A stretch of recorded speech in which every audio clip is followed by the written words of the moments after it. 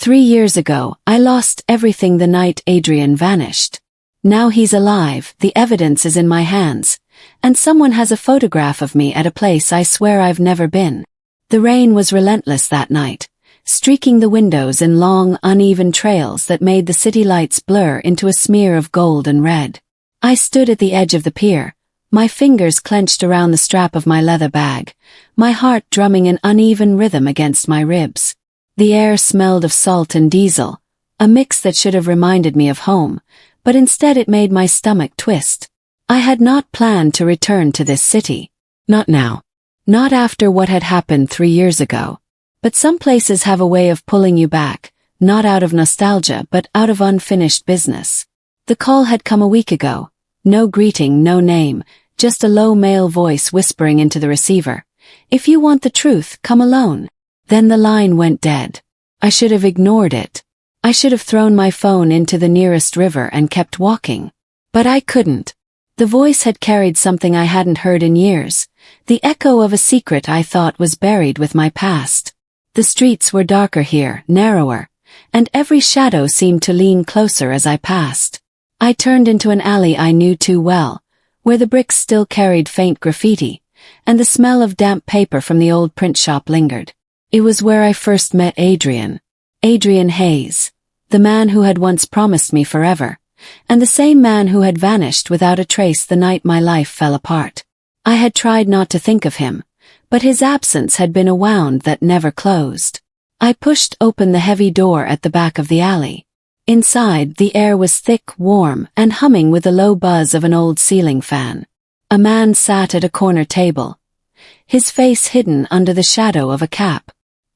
He didn't move when I approached, just tapped the edge of a plain envelope. "For you," he said, voice low. I slid into the seat across from him, my eyes fixed on the envelope. My name was written across it in hurried strokes. Not my first name, not my last, but a name only Adrian had called me. The man leaned forward, his eyes finally meeting mine. They were cold, searching, but there was something else in them, urgency. "They know you're here," he said. "You have less time than you think." My fingers closed around the envelope, the paper stiff and slightly damp from the humidity. Inside, there were photographs, grainy black and white shots taken from a distance. Each one showed the same scene from different angles, a warehouse on the edge of the docks. And in the last photo, blurred but unmistakable, was Adrian, alive. Before I could speak, the man stood, his chair scraping against the floor. "They'll come for you next," he said. His voice almost a warning, almost a goodbye. Then he walked out, disappearing into the night. I sat frozen, the sound of rain against the roof loud in the silence. The photographs lay on the table, pulling me back into a life I thought I had escaped. My pulse was still racing when I realized something that made my skin crawl. In the corner of the last photo, there was a reflection in the glass window of the warehouse. It was me, and I had no memory of being there. The photograph stayed in my bag all night, but I couldn't bring myself to sleep.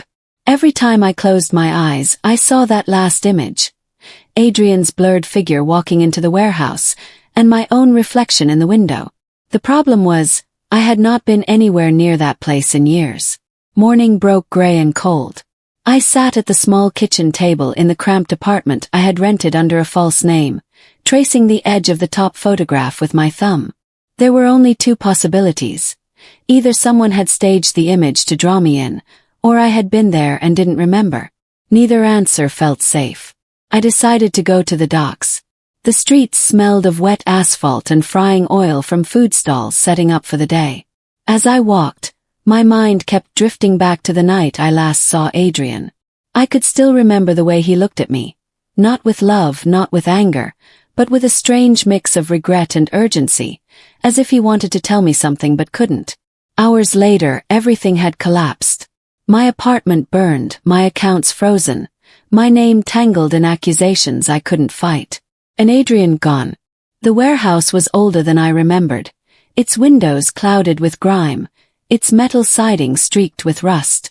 I circled the building twice before finding an entrance, a side door hanging loosely on its hinges. Inside, the air was stale, heavy with the scent of oil and old rope.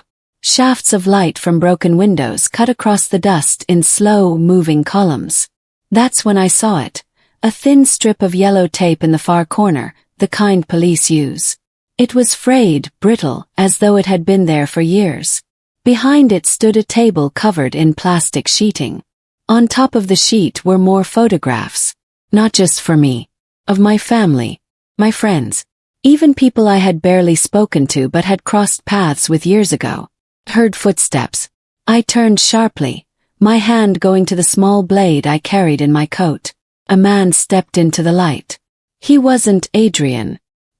He was taller, leaner, his face sharp, eyes calculating. "You shouldn't be here," he said. "Then tell me where I should be," I replied. A faint smile touched his lips. "Some questions get you killed faster." My grip tightened on the blade. "Why the photographs?" "You really don't know?" he asked, tilting his head as if studying a puzzle. "Adrian thought you'd figure it out by now."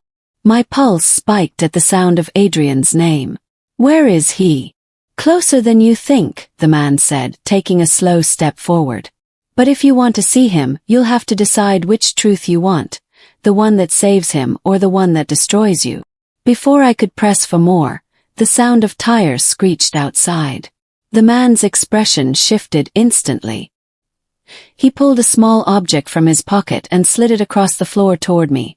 A key, old and worn. "Locker 312. Train station," he said. "Don't trust anyone, not even him." Then he was gone, disappearing out the back as the sound of boots on concrete filled the air. I ducked behind a stack of crates just as two figures entered, both in dark coats, moving with practiced precision. They searched quickly, speaking in clipped tones I couldn't make out. One of them paused, his hand resting on the table with the photographs. He picked one up, stared at it, then slipped it into his pocket. When they finally left, I didn't waste a second. Ran. The train station was crowded, the air filled with the hiss of brakes and the murmur of announcements.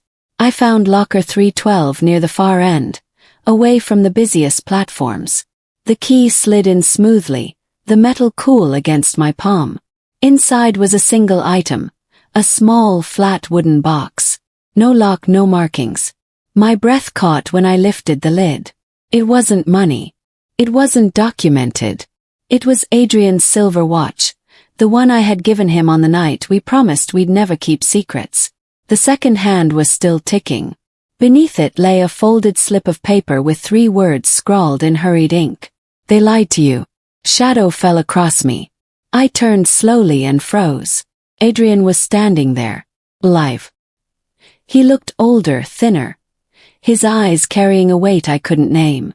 "We need to leave," he said, his voice low but urgent, "before they see us together." I opened my mouth to speak, to demand answers, but he shook his head. "Not here. Not now.